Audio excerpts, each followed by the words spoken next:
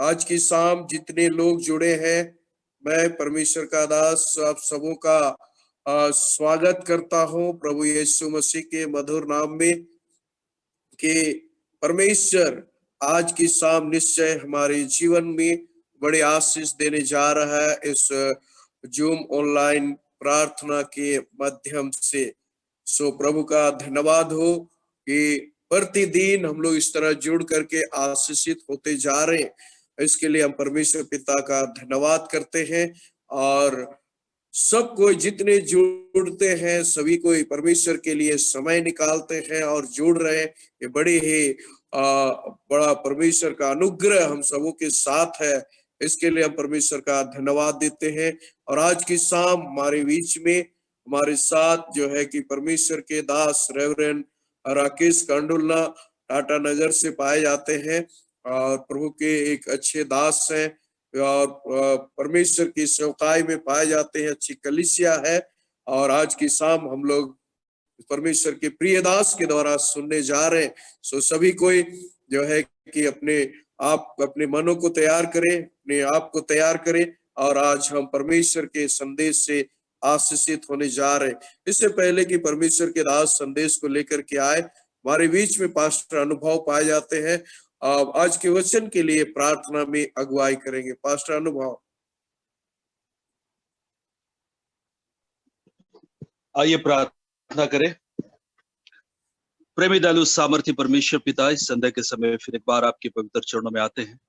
हम सब आपका धन्यवाद करते हैं क्योंकि आप सच्चा परमेश्वर हैं जो आज तक परमेश्वर पिता हम सब उनको छोड़े नहीं और इस धरती पर हम सब उनकी अगुवाई करते आ रहे हैं। हम आपके पवित्र और सामर्थ्य नाम को हम धन्य कहते हैं और इस समय हम विशेष करके आपसे प्रार्थना करते हैं। आज इस संध्या के समय प्रभु जिस वचन की आवश्यकता है हमें से हर एक के जीवन को दीजिए और अपने वचन के द्वारा हम सबों को आशीषित कीजिए।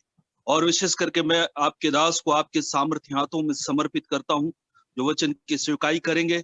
दोगुना सामर्थ के साथ, दोगुना अभिषेक के साथ वचन की स्वीकाई में इस्तेमाल कीजिए ताकि आज उनके द्वारा जो उनके मुख से आपका वचन, पवित्र वचन निकलता है, उसके द्वारा परमेश्वर पिता हर एक का जीवन आज आशीषित हो जाए।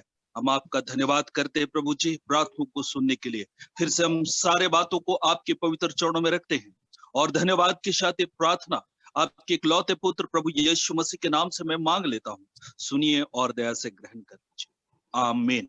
आमीन आमीन। थैंक यू पास्टर, प्रभु आपको और आशीष दे। सो आइए हम लोग इस समय परमेश्वर के दास रेवरेंड राकेश कांडुलना का ताली बजाकर स्वागत करें। Praise the Lord. ये समय आपका है पास्टर।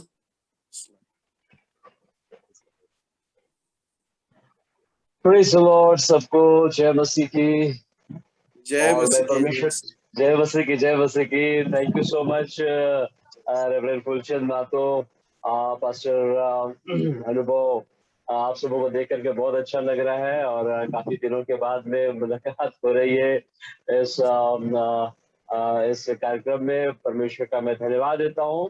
प्रभु ने ये सुंदर मौका दिया है और आप सभी जितने भी भाई बहन जो अलग अलग स्थानों से जुड़े हुए हैं इस कार्यक्रम में, प्रभु आप सबों को बहुत आयत से आशीष करे।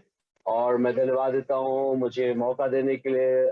पास्टर फुलचंद जो प्रभु के दास है, उन्होंने मुझे निमंत्रण दिया और आज आपके साथ में आज के इस शाम में मैं प्रभु के वचन के साथ में हाजिर हूँ।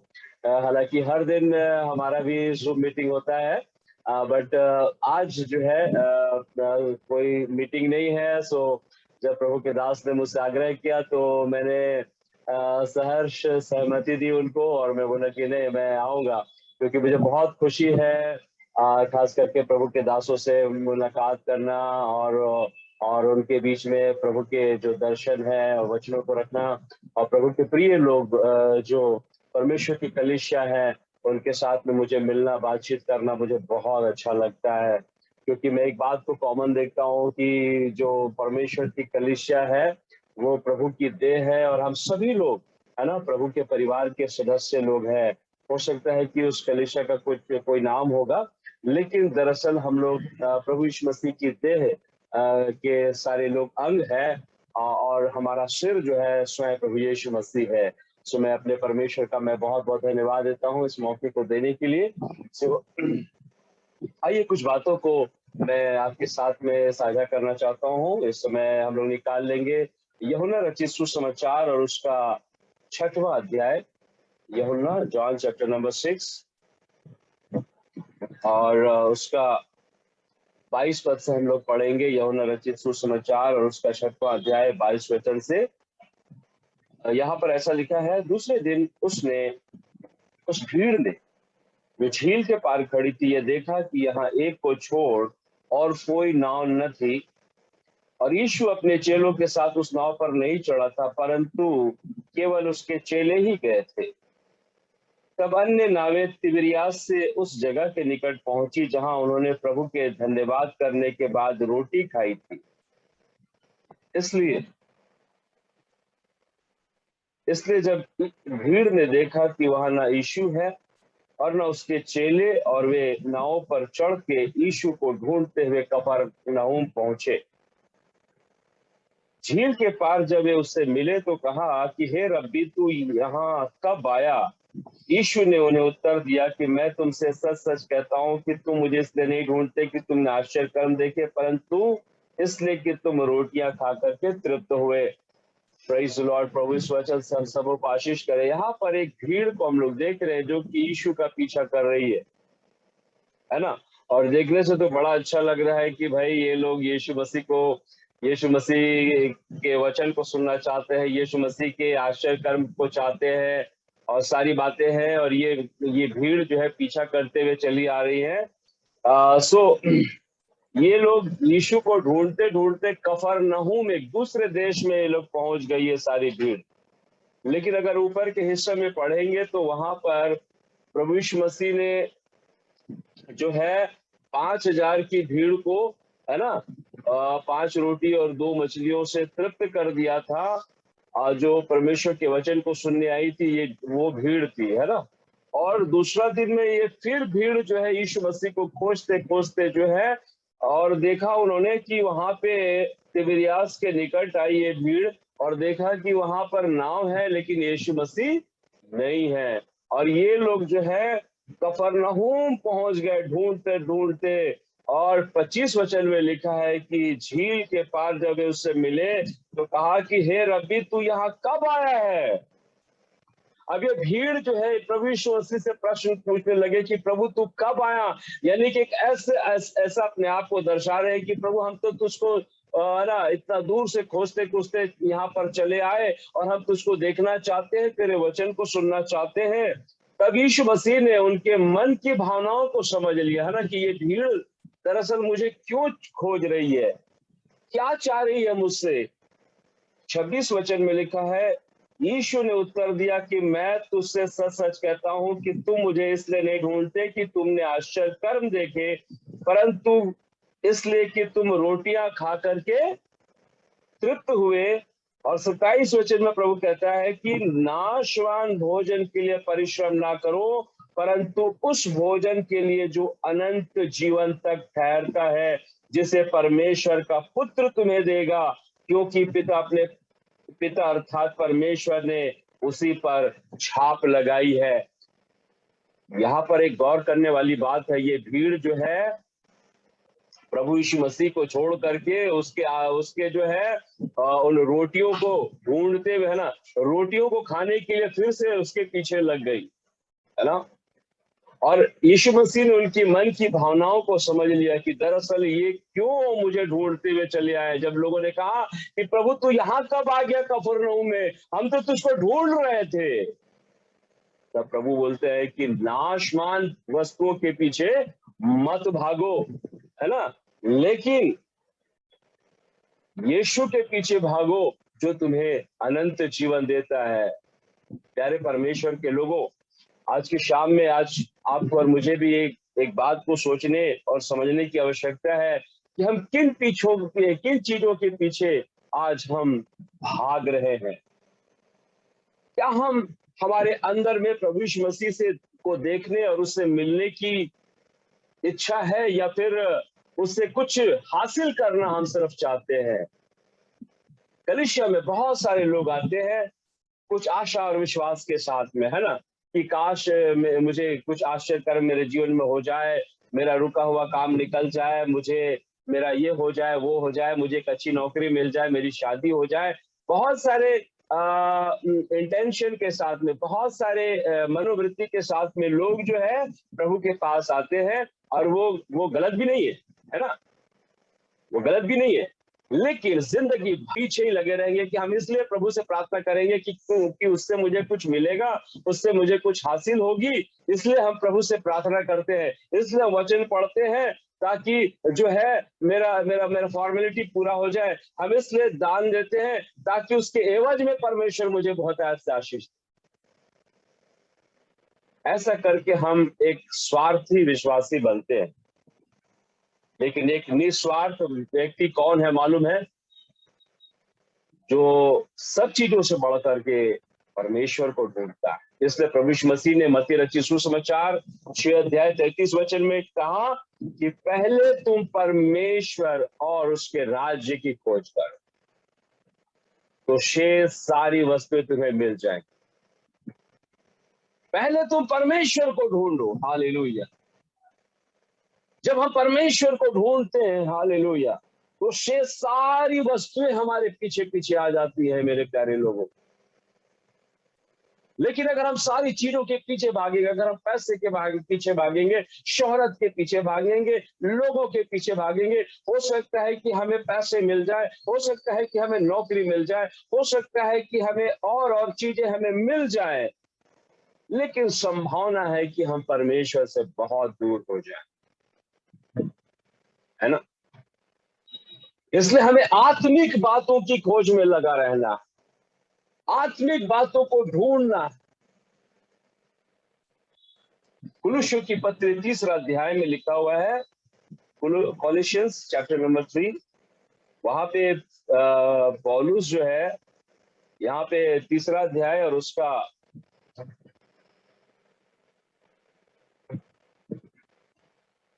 1 वचन में लिखा हुआ है। कुलुस्सियों की पत्री 3 अध्याय 1 वचन लिखा है, अतः जब तुम मसीह के साथ जिलाए तो स्वर्गीय वस्तुओं की खोज में लगे रहो, लगे रहो, लगे रहो। हालेलुया। अब हम, और पौलुस एक जगह कहता है कि तुम अपने आप को पाप के लिए तो मरा, लेकिन मसीह में अपने आप को जीवित समझो। जब तक हम पाप के लिए मर नहीं जाते हैं, पाप हमारे जीवन में राज्य करता है। और एक मरा हुआ व्यक्ति जो है, जो पाप के लिए मरा हुआ है, वो पाप नहीं कर सकता, उसके जीवन में पाप राज्य नहीं कर सकता है। क्यों? क्योंकि उसके जीवन में अब यीशु मसीह राज्य करता है। हालेलुया। इसलिए पौलुस गलाती का 2 और उसका 20 वचन में कहता है कि मैं मसीह के साथ क्रूस पर चढ़ा दिया गया, अब मैं जीवित नहीं रहा, लेकिन मसीह मुझ में जीवित है। Hallelujah, praise the Lord. कि वो पौलुस है जो एक समय ये सोचता था कि मैं धर्म कर्म के काम कर रहा हूं, जब वो मसीहों को सताया करता था, मसीहों को जो है जेल में डाल दिया करता था, ये वो व्यक्ति था और सोचता था कि मैं परमेश्वर की सेवा कर रहा हूं, तब तक जब तक कि प्रभु यीशु से उसकी मुलाकात नहीं हुई, प्रभु यीशु मसीह के साथ उसके मुठभेड़ नहीं हुई। और लेकिन जब वो दमिश्क के रास्ते में जा रहा था मसीहों को जेल में डालने के लिए, तो वहां पर प्रभु यीशु मसीह से स्वयं मुलाकात करते हैं, और जब यीशु मसीह से उसका एनकाउंटर होता है, उसका मुठभेड़ होता है, वो गिर पड़ता है और उसका जीवन बदल जाता है। वो फिर जो हम सब लोग जानते हैं उसके बाद में क्या हुआ, वो उठ करके बपतिस्मा लेता है और उसका जीवन पूरी तरह से बदल जाता है। हर एक व्यक्ति को प्रभु यीशु मसीह से मुठभेड़ की आवश्यकता है। Praise the Lord. जब तक आपका जीवन परिवर्तित नहीं होता है, तब तक आप संसारिक चीजों के पीछे भागते रहते हैं, भागते रहते हैं, भागते रहते हैं। लेकिन जब आप यीशु मसीह से आपका सामना होता है, जब यीशु मसीह को के पास आकर के आप अपने पापों से तौबा करते हैं, यीशु मसीह को अपना जीवन का प्रभु, अपना परमेश्वर बना लेते हैं, तो अब आपके जीवन का मकसद आपको मिल जाता है। अब आप लोगों के पीछे नहीं भागते, आप वस्तुओं के पीछे नहीं भागते हैं, लेकिन आप सच्चे मन से परमेश्वर को ढूंढना शुरू कर देते हैं, परमेश्वर के राज्य की बातों पर मन लगाना शुरू कर देते हैं, परमेश्वर की उपस्थिति को जो है आप ढूंढने के लिए जो है परिश्रम करते हैं। हालेलुया। है ना। और इसलिए कुलुस्सियों की पत्री को लिखते समय पौलुस कहता है कि जब तुम मसीह के साथ जिलाए गए तो स्वर्गीय वस्तुओं के खोज में लगे रहो, आत्मिक बातों की खोज में लगे रहो, जहां मसीह मध्य विद्यमान है और परमेश्वर के दाहिनी ओर विराजमान है। यहाँ पर ऐसा क्यों लिखा है कि मसीह जो है मसीह विद्यमान है स्वर्ग में और परमेश्वर के दाहिनी ओर बैठा है। यीशु मसीह को परमेश्वर ने सबसे महान क्यों किया मालूम है? सबसे महान नाम क्यों दिया? सबसे ऊंचा क्यों किया मालूम है? क्योंकि उसने यीशु मसीह ने इस पृथ्वी पर रहते हुए अपने पिता की इच्छा को पूरा किया। उसने अपने पिता परमेश्वर की आज्ञा का पालन किया और लिखा है कि वो यहां तक आज्ञाकारी रहा कि क्रूस की मृत्यु भी उसने सह ली। जब आप परमेश्वर की इच्छा को पूरा करते हैं तो आपको अपना जो योजना है, अपनी जो इच्छा है, उसको कहीं ना कहीं आपको बलिदान करना पड़ता है ना। आप तब तक परमेश्वर की इच्छा को पूरा नहीं कर पाएंगे जब तक कि आप अपनी इच्छा को बलिदान नहीं कर देते। और जब आप अपनी इच्छा को बलिदान करते हैं तब आप परमेश्वर की इच्छा को पूरा करते हैं। तब जो है आप इस बातों को समझना शुरू कर देते हैं कि दरअसल मेरा पिता मुझसे क्या चाहता है, उसकी क्या मर्जी है मेरे जीवन के लिए, वो मुझसे क्या चाहता है कि मैं क्या करूं और क्या नहीं करूं। हालेलुया। ये भीड़ जो है यीशु मसीह का पीछा कर रही है, लेकिन एक स्वार्थ के साथ में। एक स्वार्थ है उनके अंदर में, है ना। और यीशु मसीह उस स्वार्थ को भांप जाते और कहते हैं कि तुम मुझे इसलिए नहीं ढूंढ रहे कि तुमने आश्चर्य कर्म देखे या मेरे वचनों को सुन करके तुम आशीषित हुए। तुम मुझे इसलिए ढूंढते हो क्योंकि तुमने रोटियां खाई और तृप्त हुए। और ये रोटियां जो है हम खा लेंगे फिर हमें भूख लगेगी। संसार की चीजें याद रखिएगा, संसार की चीजें हमें थोड़ा समय तो सुख दे सकती है, थोड़ा समय तृप्त कर सकती है, लेकिन हमें फिर से भूख लगेगा, फिर से प्यास लगेगी। और ऐसी संसार की दौलतें भी है, संसार का शोहरत भी है ना। इससे कभी लोगों का जी नहीं भरता है। आज अगर आप सेलिब्रिटीज लोग को देखेंगे जो इस दुनिया के लिए जीते हैं और दुनिया में नाम कमाते हैं और लाखों करोड़ों रुपए कमाते हैं, अगर आप उनसे मुलाकात करेंगे, आप उनसे अगर आप पूछेंगे तो वो लोग जो है, जो अरबपति, वो चाहता है कि हम सबसे धनी व्यक्ति बन जाएं, है ना। वो प्यास नहीं बूझता है। लेकिन यीशु मसीह ने क्या कहा उस सामरी स्त्री से? उसने कहा कि जो जल मैं तुझे दूंगा वो जल तू पिएगी और फिर कभी प्यासी नहीं होगी। हालेलुया।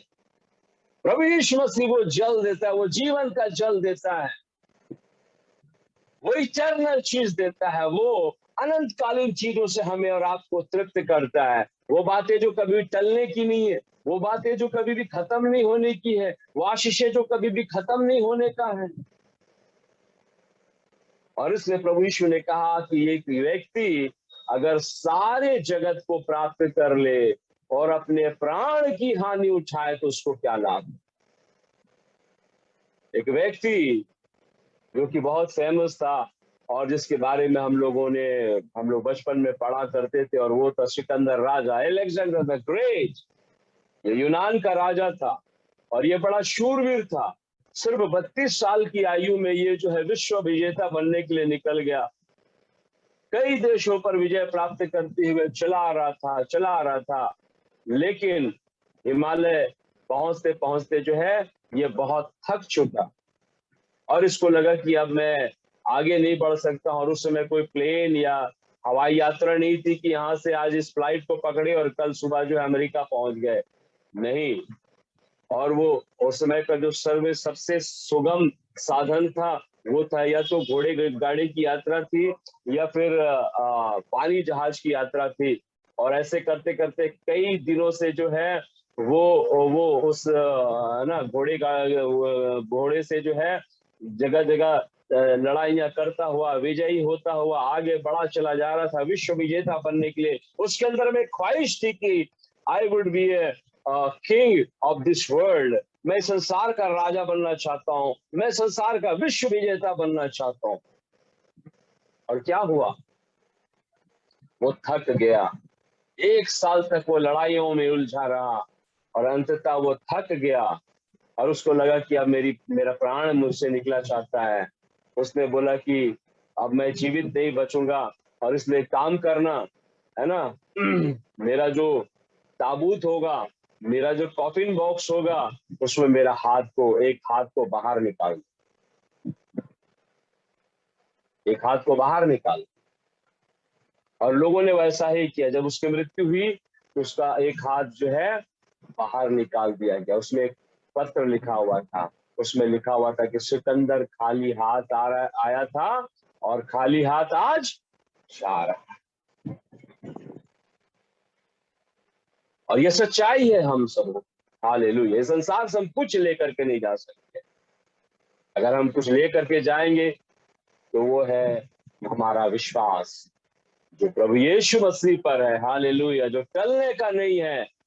वो काम जो हम प्रभु यीशु के लिए करते हैं, जो मेहनत हम प्रभु के लिए कर रहे हैं, आज प्रभु के सेवक लोग मेहनत कर रहे हैं। आप लोगों को प्रभु में जो है न सिर्फ लाते हैं, लेकिन प्रभु में आप लोग को बढ़ाने के लिए, उस सच्चे परमेश्वर से मुलाकात करने के लिए, उस प्रभु में बढ़ाने के लिए आप लोग को मेहनत करते हैं और जो है दिन रात आपके लिए दुआएं करते हैं ताकि आप अनंत जीवन को प्राप्त करें। वो जीवन जो कभी भी मेरे प्यारे लोगों खत्म नहीं होगा। संसार की चीजें खत्म हो जाएंगी, लेकिन परमेश्वर का वचन कभी भी टलने का नहीं है और उसकी जो आशीषें हैं वो जो है वो कभी भी टलने का नहीं है।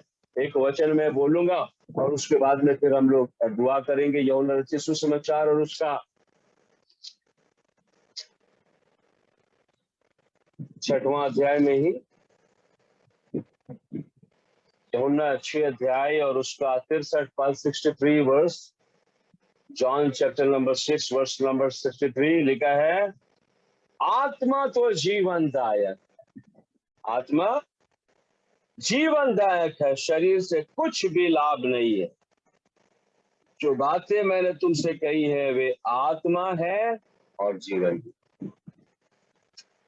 प्रभु यीशु मसीह यहाँ पर कहते हैं कि जो बातें मैंने तुमसे कही हैं मेरे लोगों, वो जीवनदायक है। आमीन। आत्मा तो जीवनदायक है, शरीर से कुछ लाभ नहीं है। तो शरीर को हम जितना ज्यादा खिलाएंगे ये खाता रहेगा, घूमता रहेगा। इसलिए जो है शरीर आत्मा के विरोध में और आत्मा शरीर के विरोध में हमेशा काम करता है।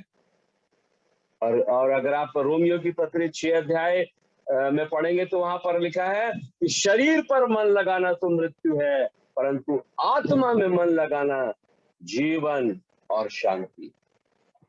आज हम किन बातों पर मन लगा, है ना? क्या हम शरीर के विलासाओं को हम पूरा करते रहते हैं बजाय इसके कि आत्मा क्या चाहता है। आत्मा को जो है हम तृप्त नहीं करते हैं, ना उसको आत्मिक भोजन खिलाते हैं, ना तो उसको वचन से तृप्त करते हैं, लेकिन हम क्या कर रहे हैं? हम सांसारिक बातों से अपने आप को भर रहे हैं। याद रखिएगा, यहाँ पे प्रभु का वचन कहता है कि आत्मा तो क्या है? जीवनदायक है, शरीर से कुछ भी लाभ नहीं है। जो बातें मैंने तुमसे कही है, प्रभु यीशु मसीह कहते हैं, वो आत्मा भी है और जीवन भी है। यीशु मसीह का जो वचन है वो जीवनदायक वचन है। ये हमारे प्राण को बहाल कर देता है, हमारे जी में जी ले आता है। हालेलुया। ये हमारे आत्मा के लिए लाभदायक है। हालेलुया। शरीर की साधना से, शरीर के जो है साधना से हमको कोई लाभ नहीं होगा। हालेलुया। सिर्फ इसी संसार तक हमको उसका लाभ होगा। लोग जो है खास करके जवान लोग को जब मैं देखता हूँ तो है ना, बॉडी बिल्डिंग करते हैं और अपने शरीर को, बहुत सारे लोग तंदुरुस्त बने रहना चाहते हैं, हमेशा जवान बना रहना चाहते हैं और इसलिए इस शरीर को खूब खिलाते हैं, खूब टहलाते हैं, खूब पसीना बहाते हैं, है ना, और बहनें जो है खूब चमकाती हैं और ना जाने हम क्या क्या करते हैं इस शरीर को, है ना, ताकि लोगों को अच्छा दिखे, लोगों को हम भले दिखें। लेकिन आत्मा के लिए क्या हम कर रहे हैं? हम अपनी आत्मा के लिए क्या कर रहे हैं, क्या हम उसके लिए मेहनत कर रहे हैं, क्या हम उसके लिए आंसू बहा रहे हैं, क्या हम उसके लिए परिश्रम कर रहे हैं। इसलिए प्रभु यीशु मसीह ने कहा है ना कि जो बातें मैंने तुमसे कही है वो आत्मिक बातें हैं। Praise the Lord. आत्मा तो जीवनदायक है, शरीर से कुछ लाभ नहीं है। जो बातें मैंने तुमसे कही है वे आत्मा भी है और जीवन भी है। Praise the Lord. परमेश्वर का वचन जीवनदायक है। हालेलुया। ये हमारे प्राण को बहाल कर देता है, हमें शांति देता है, हमें आनंद देता है, हमें जीवन देता है, हमें भरपूरी देता है। Praise God. इसलिए मेरे प्यारे लोगों, हमें जो है आत्मिक बातों पर अधिक से अधिक ध्यान देने की आवश्यकता है। इस इन दिनों जबकि पूरे संसार में विपरीत परिस्थिति है और हम नहीं जानते कि कल क्या होगा और आने वाले समय में क्या आएगा। लोग बोल रहे हैं कि ये है ना थर्ड फेज आएगा, है ना, कोरोना का नया वेरिएंट है, वेरिएंट आएगा, डेल्टा वेरिएंट आएगा और उसके बाद में पता नहीं क्या क्या वेरिएंट सब आएगा, क्या आएगा।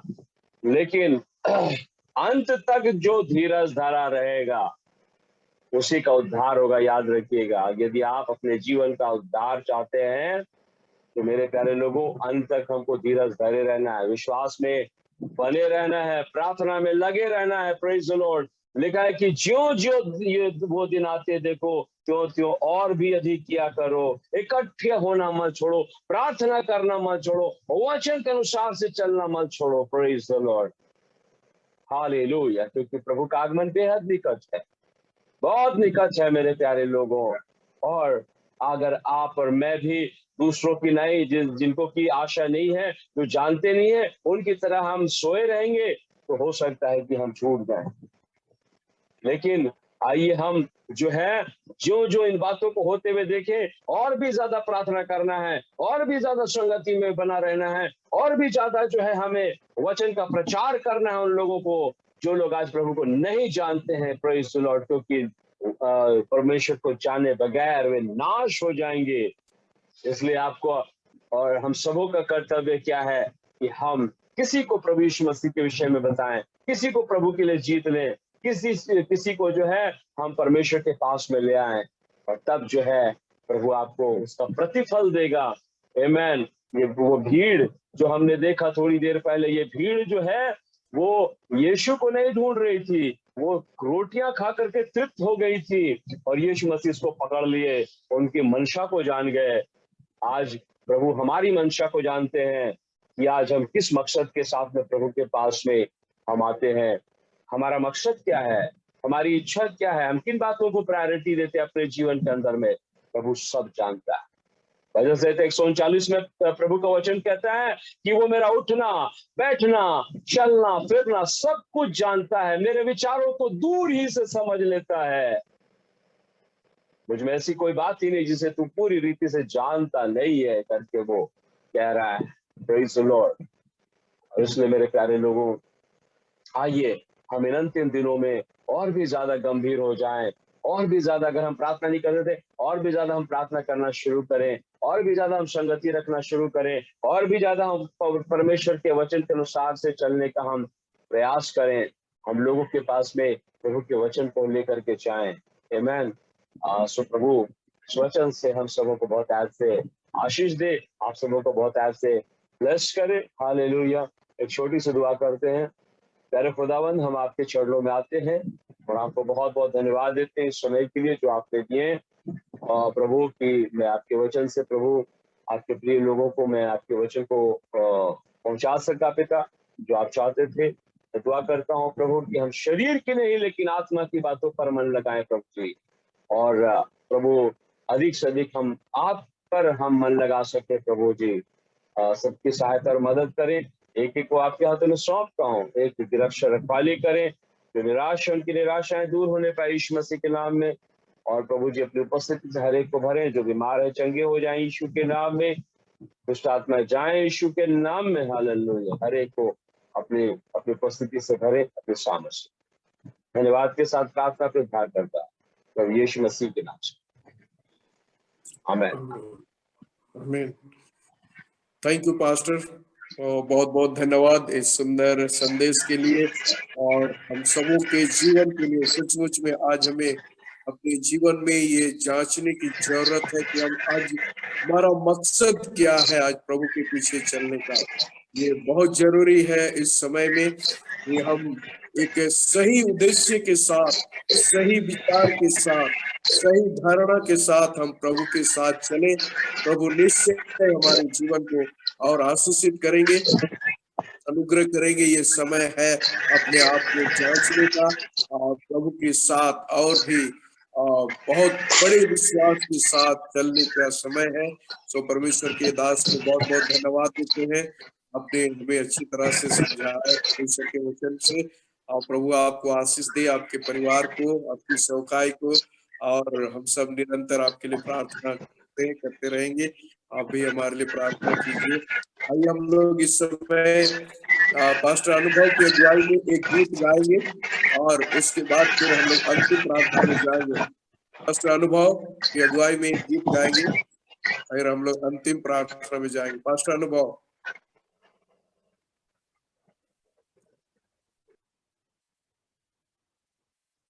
पास्टर अनुभव।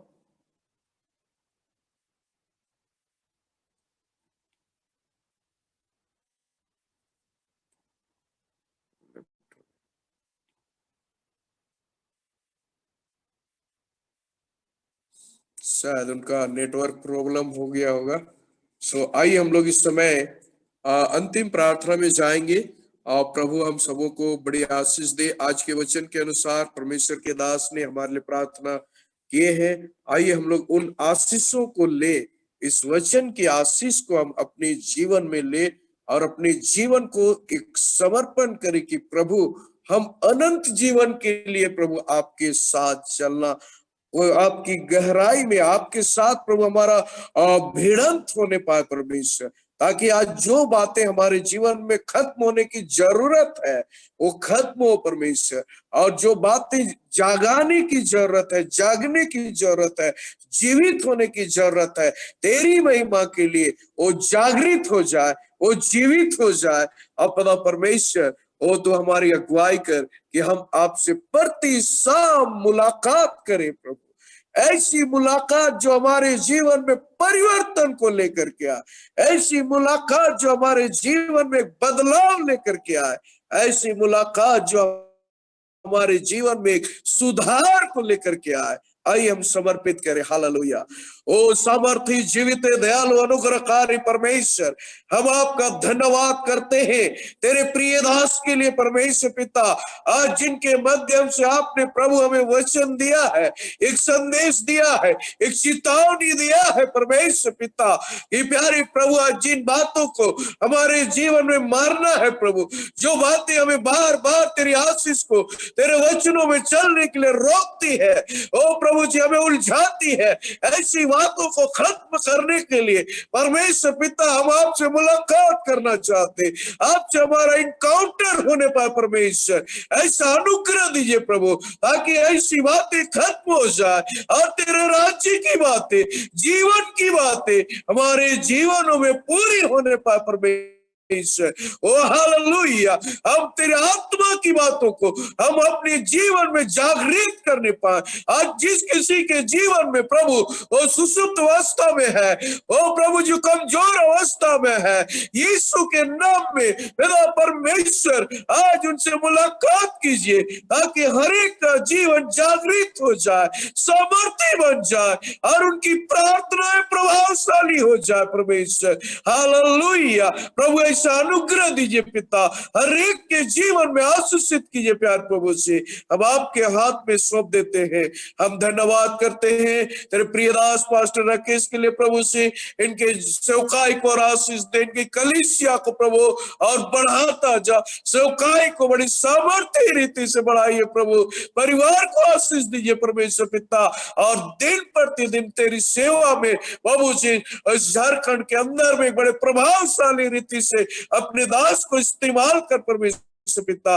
हम धन्यवाद देते प्रभु से उनकी सेवा के लिए जो आज हमारे बीच में उन्होंने दिया परमेश्वर, इसके लिए आपको धन्यवाद करते हैं। धन्यवाद देते खुदावंद, हमारे देश पर दया कीजिए प्रभु, इस देश में प्रभु इन दिनों में जो प्रभु ओ संसद चल रही है प्रभु, दोनों सदनों को आपके हाथ में सौंपते परमेश्वर पिता, कोई भी ऐसे बिल ना आए जो तेरे लोगों के विरोध में प्रभु होने पा, ऐसा हो, ऐसा कोई बिल ना आए परमेश्वर, ऐसा कोई परिस्थिति ना हो प्रभु, ऐसी कोई बातें ना हो। हर एक संसदों को अब उसी तो अपने नियंत्रण में लेकर चलाना, अगुवाई करना, और हमारे देश के दोनों सदनों में तेरी इच्छा पूरी होने पाए परमेश्वर, ऐसा अनुग्रह दीजिए पिता। ओ हालेलुया। पूरे भारतवर्ष के एक एक दास सेवकों को, हर एक कलीसिया के सेवकों को आपके हाथ में सौंपते हैं, हर एक विश्वासियों को आपके हाथ में सौंपते हैं, हर एक को बड़ी आशीष दे। और इन दिनों में प्रभु इस देश में बड़ी बेदारी को भेज, बड़ी जागृति को भेज प्रभु। कलीसिया बंद है लेकिन प्रभु जी, ओ प्रभु कलीसिया भवन बंद है लेकिन तेरी कलीसिया तेरी आराधना कर रही है प्रभु, इसके लिए हम धन्यवाद देते हैं। यदा परमेश्वर और भी अपनी कलीसिया को सशक्त कर, मजबूत कर, और तेरी महिमा प्रकट होने पाए। हम धन्यवाद करते खुदावंद, आज की शाम हम सबों के साथ हो, आशीष दे, अनुग्रह कर प्रभु, और सारी महिमा आपको देते हुए धन्यवाद के साथ प्रार्थना हमारे उद्धारकर्ता मसीह यीशु के नाम से मांगते हैं, आमीन आमीन।